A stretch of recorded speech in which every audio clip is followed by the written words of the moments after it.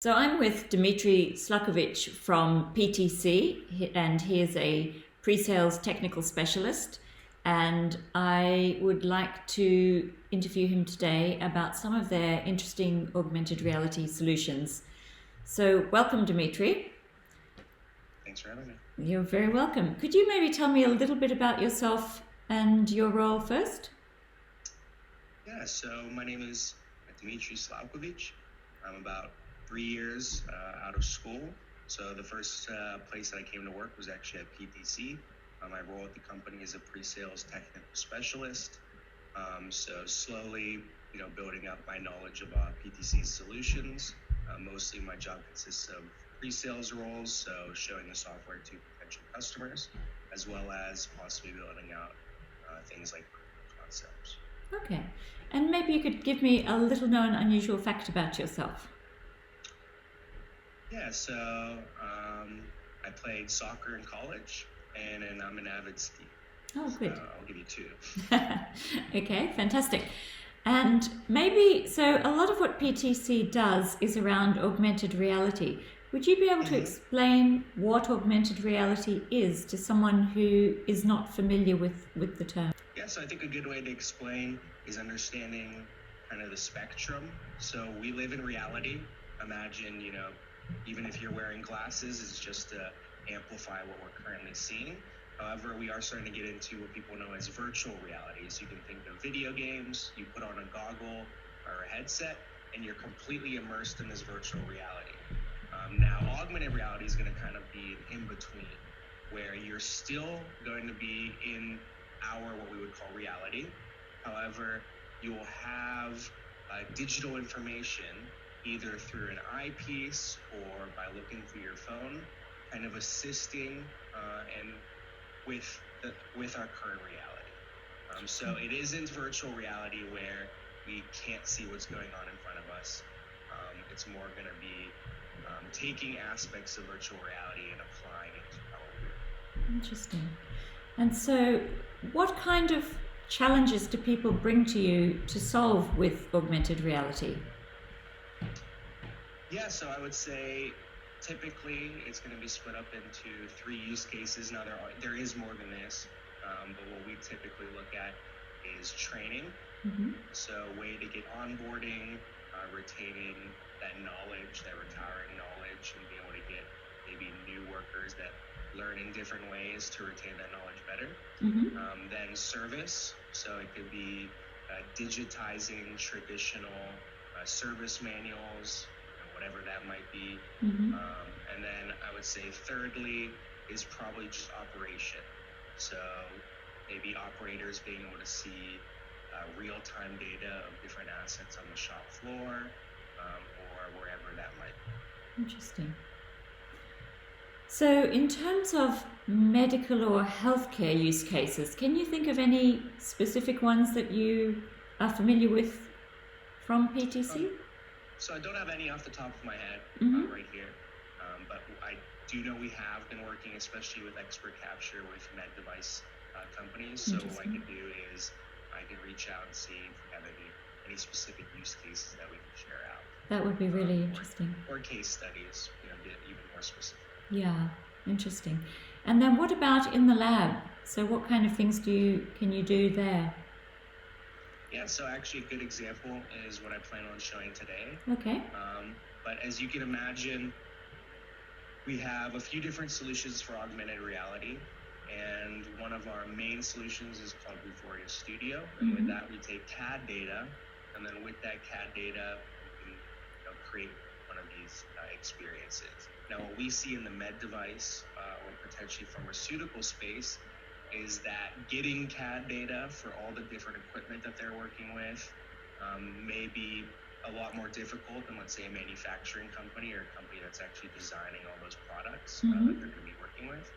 So that's where we're seeing expert capture is actually going to be coming really in handy in this space. Okay. We're definitely seeing a lot of med devices starting to see pharmaceutical companies explore it as well. So how do the med devices use it specifically? What would be the main use cases there?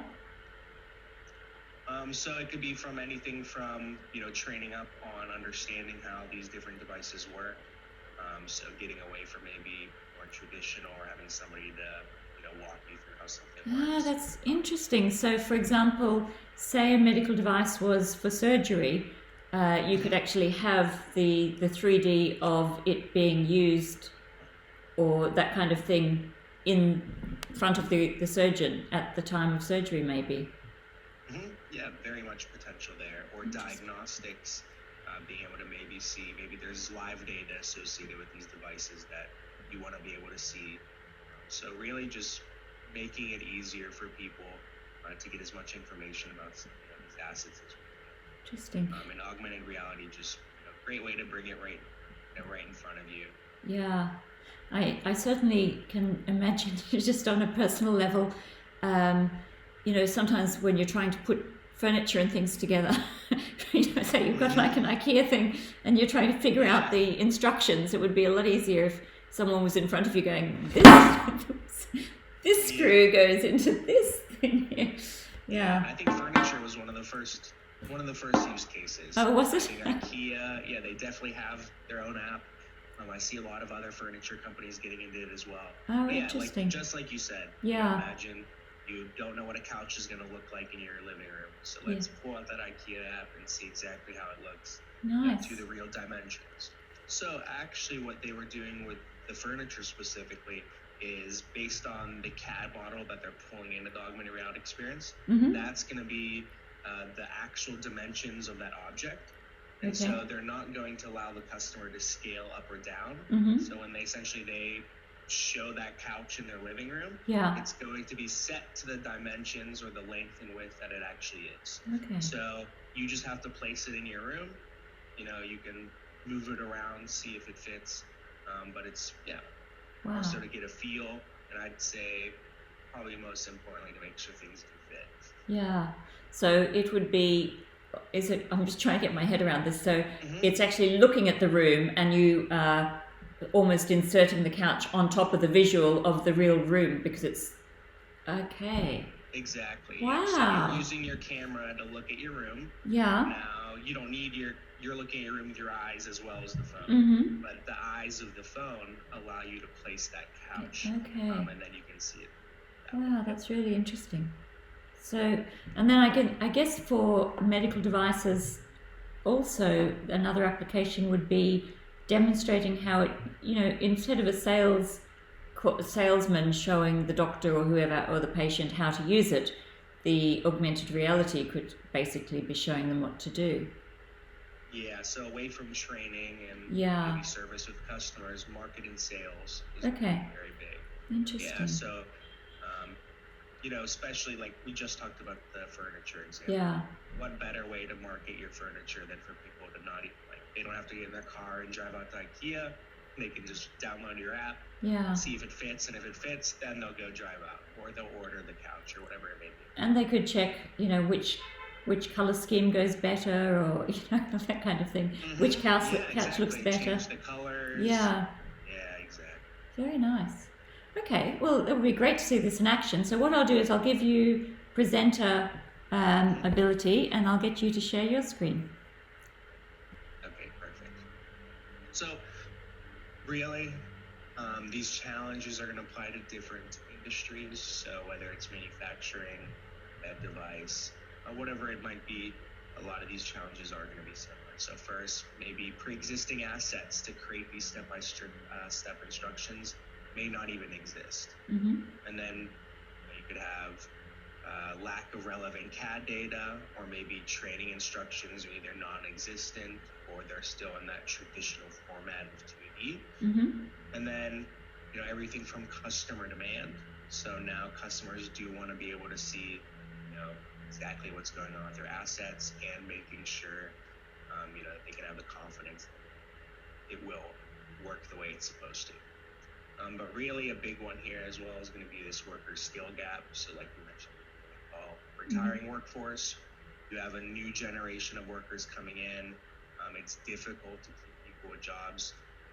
But what we're saying is this does, throwing modern technology into, let's say, training or as being a part of that onboarding does attract a lot of these Mm-hmm. to these different companies.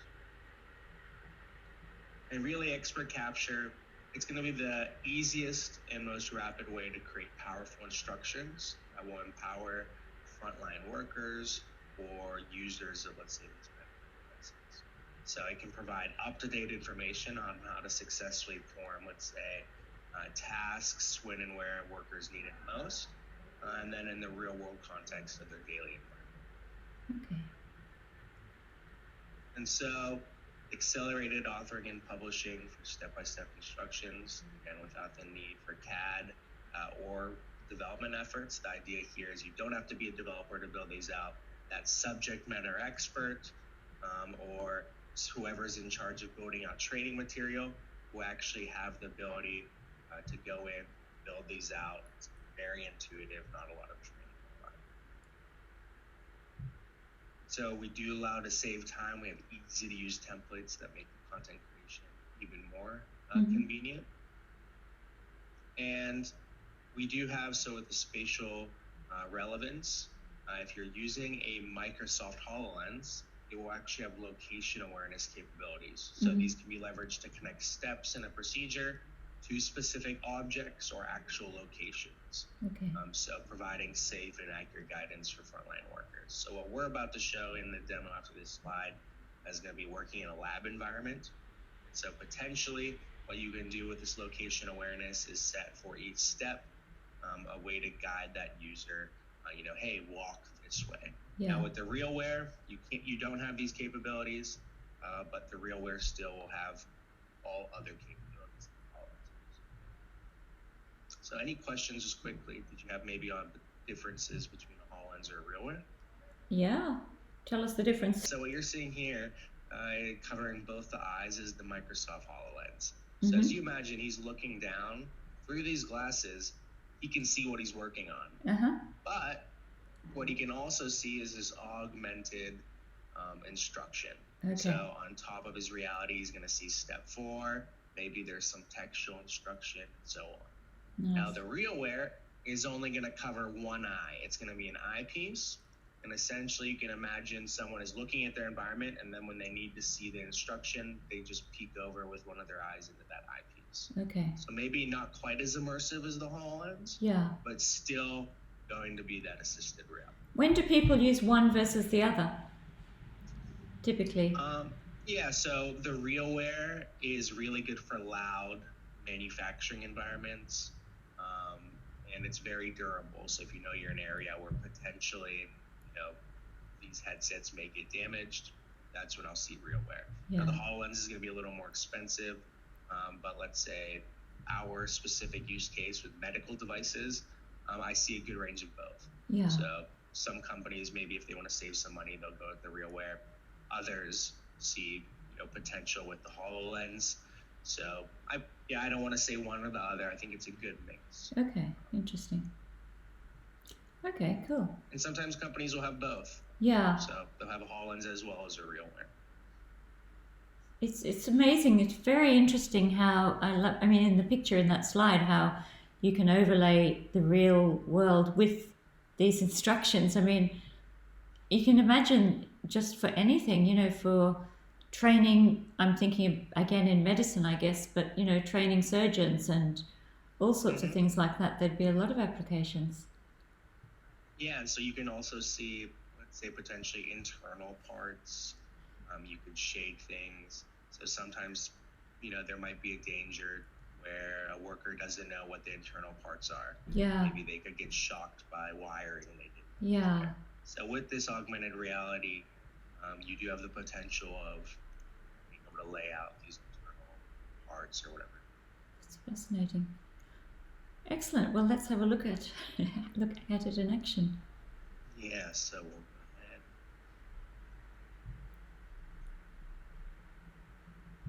So just so you know what it looks like with the location capabilities, I'm going to be showing this with a Microsoft HoloLens. Okay. So right there, you just saw it said location saved.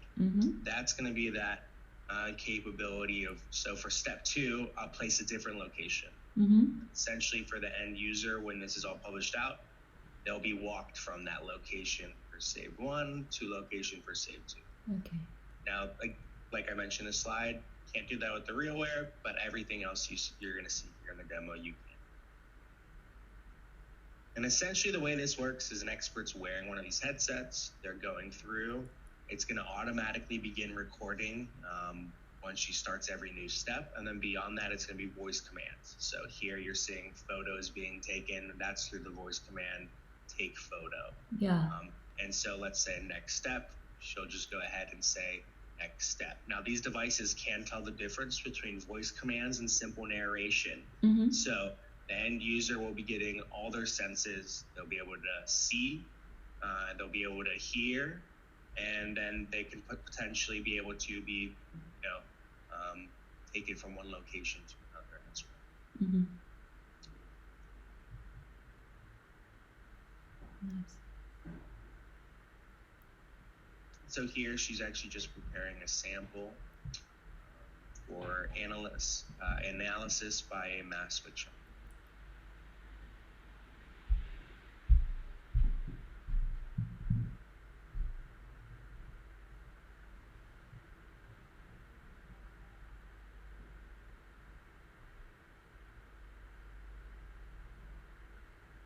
How easy is it to set these up? These kind of training demos? Yeah, so it's really not too difficult, especially with expert capture. The idea is somebody gets used to the different voice commands, the feel of that headset on their head, and then beyond that, it should be pretty intuitive. So, you have those voice commands. PTC will we do hold workshops where we'll go on site, or we'll do virtual workshops where we make sure the customer understands how the device works, and they understand this editor that I'm about to show you, so that when we do go hands off, these customers can fully build out all the collateral that they need. But versus, let's say, maybe our other solution with Vuforia Studio, where there might be some JavaScripting or CSS involved, there's going to be literally no coding. So before you get to the stage where actually doing the demo, in this case, this person in the lab is actually walking through the steps, how much time does it take to set up? Is it literally a half an hour of explaining it to them, or to get to know the voice command? Typically we'll have somebody fully set up and ready to go within 45 minutes. Wow. And then after 45 minutes, what we'll do is we'll have them record some basic instructions, maybe just to get an idea of the voice commands. And then usually within the first hour and a half, we let them go and actually begin. So that day, usually in those workshops, within a few hours, we'll have them recording the content that is actually in reality. Interesting. And so, and these on the screen right now, so with the steps, so you've got step 1 there, and then you've got the images that were taken and the instructions. And so in the real use of the product, you have got your hologram lens on, and then you are seeing these overlaid over the real world with these instructions at that location. Yep, exactly. And so another benefit here is when you're done recording on that device, what you'll do is you'll plug it into your computer. This is a web-based editing environment. You don't have to install anything, just have your user and log in, you'll get in. But the great part is these steps are already built out. So once I pull this procedure in, all I have to do is maybe edit these different steps. I could add markups to these pictures or videos potentially. So I'll show that quickly.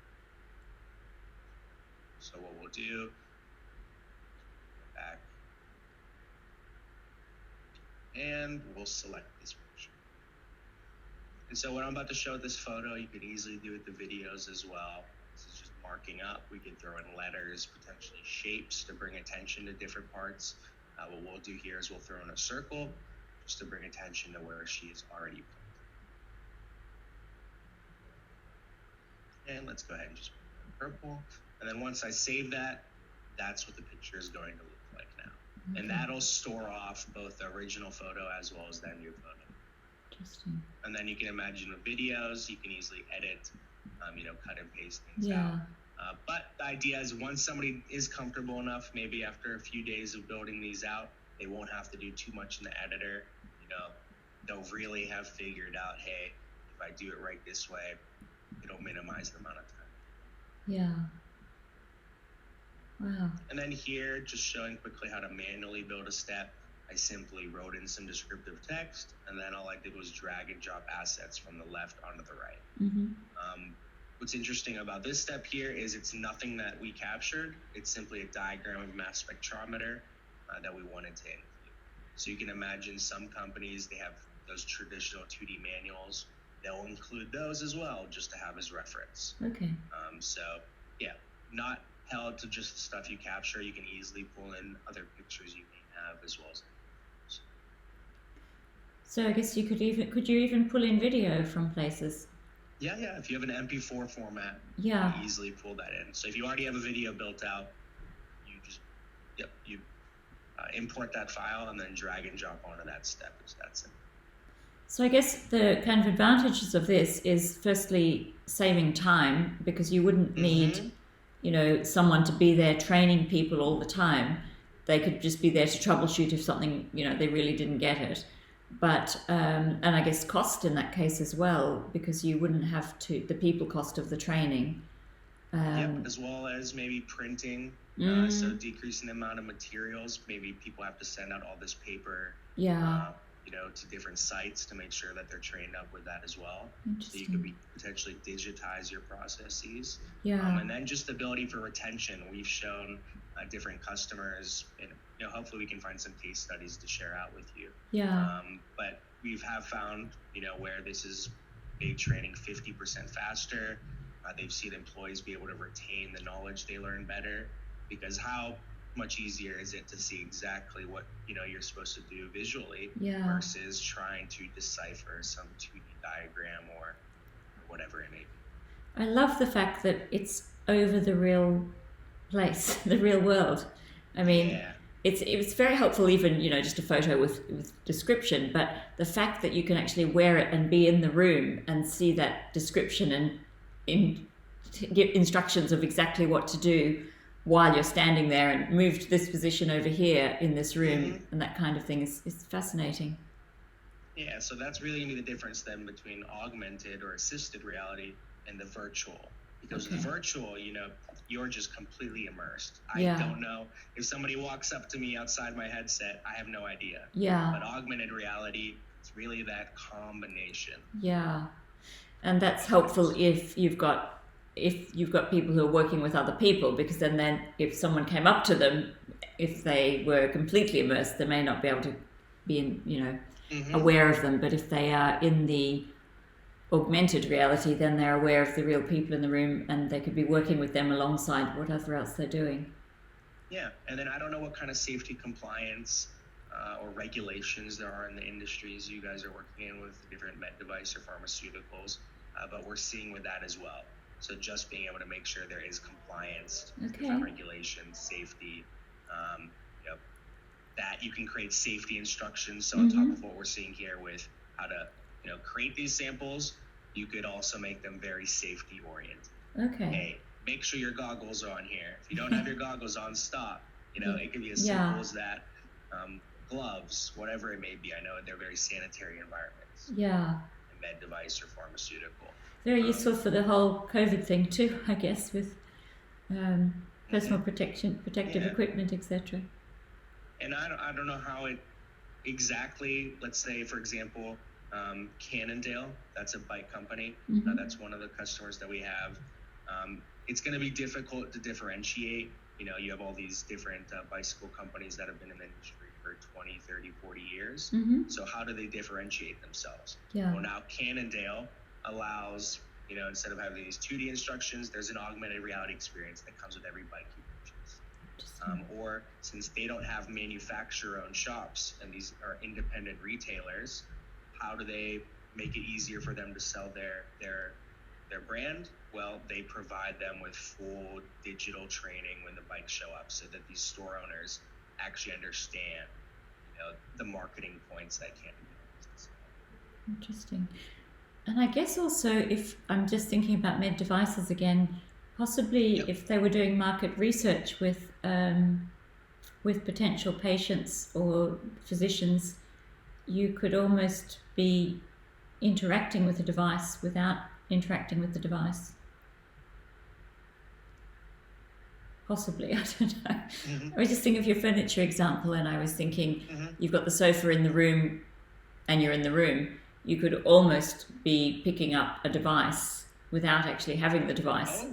Oh yeah, certainly. So yeah, I could, like what you were saying, maybe product design or marketing itself. I don't have to ship that medical device out to the actual person. Yeah. I just send them a QR code, they scan the code, and that device is sitting in front of them digitally, of course. But you could still get all the same points across. Yeah. The different information, the capabilities. You could make it very interesting. Yeah, that would be really interesting for device market research, I think. Yeah. Because and instead I don't know of how much money that would save in terms of shipping or moving those devices around to show them, but that could. Well, it would save money in terms of, if you're doing focus group market research and you have to hire a facility, you need your moderator. You probably still need the moderator, but and then everyone has to travel in, and this would be a very good way to do it, particularly in today's environment. But you wouldn't have the facility costs of renting the room. There'd be a lot of cost savings doing that, as well as the curiosity factor for people, because it's something different as well. You'd get probably more participation. Yeah, certainly. I mean, it's awesome. It's definitely a very cool technology. Yeah. But really, one thing we do want to harp on from PTC is that our goal is to find value. Yeah. It's the idea here is to go beyond just, oh, look at this cool new technology. Yeah. Actually bringing value, making things. It's very nice. And so I know that every project would be different, but is there any kind of ballpark cost range of projects? What's a very cheap, easy project to a very complex, expensive project, or is it a subscription? How does it work financially? Yeah, so the way things work is subscription. Okay. Now, the way things are moving and changing with, COVID and people working from home, I actually just got off a meeting recently where they are in talks of potentially combining what you're seeing here with our other augmented reality solutions, so that it almost all becomes one solution.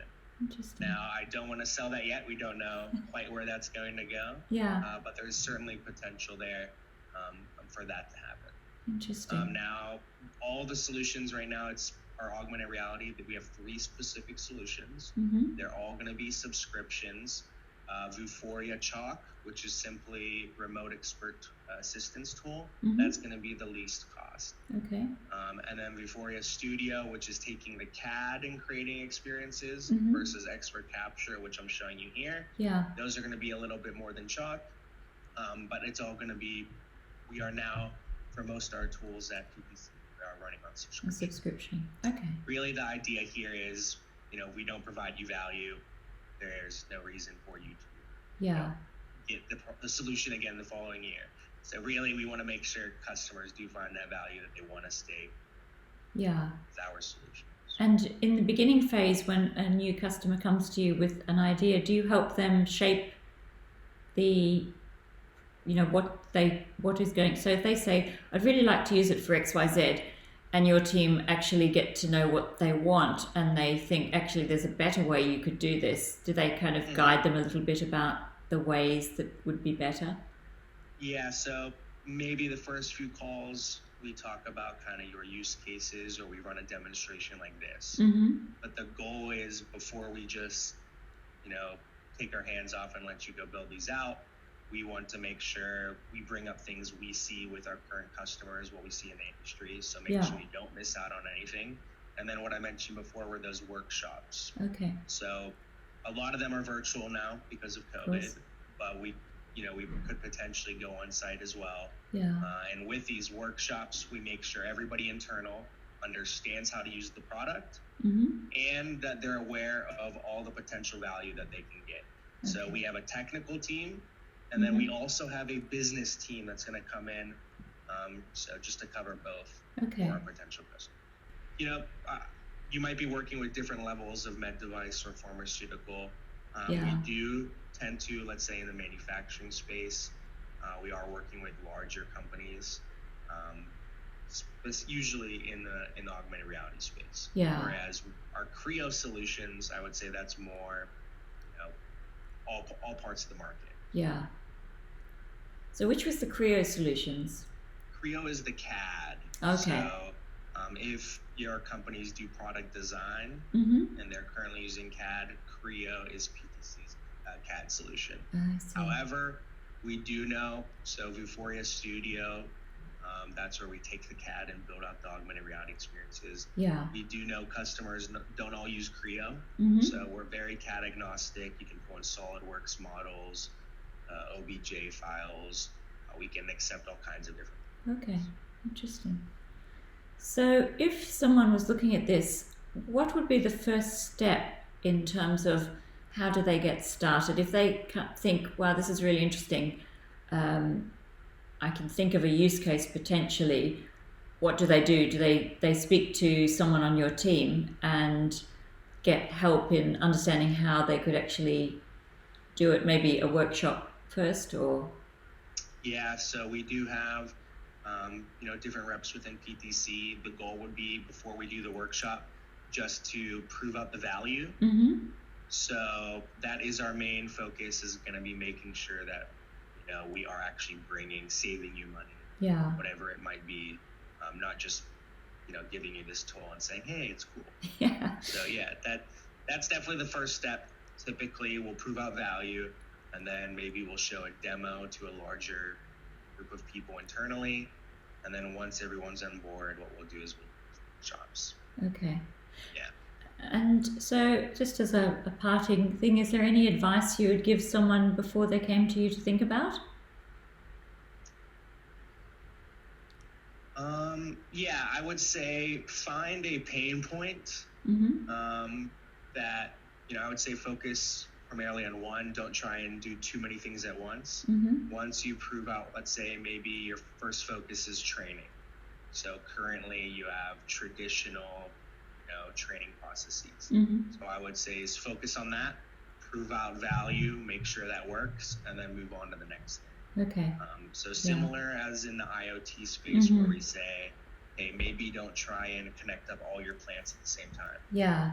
One plant first. Once you're finished with that one plant, you've proven out that value, then I will continue to work with PTC each year on a subscription basis. Yeah. And if it's not proven out, then we know that it may not be a fit between our company. Yeah, it's similar to the advice I give on artificial intelligence. Start with one business case, one pain point, build that pilot, make sure that works, get the value from that, then move on to the next. Yeah, interesting. Well, thank you so much. I find this fascinating. I haven't seen any other company doing quite what you're doing, so it's a very interesting application that I can see, certainly for med devices, but even for pharma, particularly in the lab situation, very much. But I'm sure there's lots of other instances that maybe some of the membership can think of when they're looking at it with their own job in mind. Yeah, so here just quickly before we jump, hopefully you can see what it looks like for that end user. Yeah. So you can imagine really just the ability to navigate around. So if they're using a headset, it's all going to be voice command as well. But I will mention, it's only the expert recording these procedures that has to have a headset. The end consumer could be viewing this through their telephone, Android, iOS, as well as a tablet. Okay, that's interesting. So it actually you can actually use it through pretty much any device to access. Yep, that's the idea here. You do have to use a wearable to record it, of like course. we showed in the beginning of the demo. But yep, you don't need it here as the end consumer. That's really interesting. We just have them wearing a Microsoft HoloLens for the demo here. Wow, fascinating. And yeah, that's about it. So here you can see he's wearing his glasses and then following his steps. So good example. Yeah. Really interesting. Well, thank you so much for your time. I really found that fascinating, and I'm sure a lot of people watching this will as well. If we've got any follow-up requests about applications, I'll get back to you and we may do a follow-up one. Yeah, so feel free. I wouldn't mind showing you Vuforia Studio as well as Vuforia Chalk. I would love to see those, yeah. Yeah.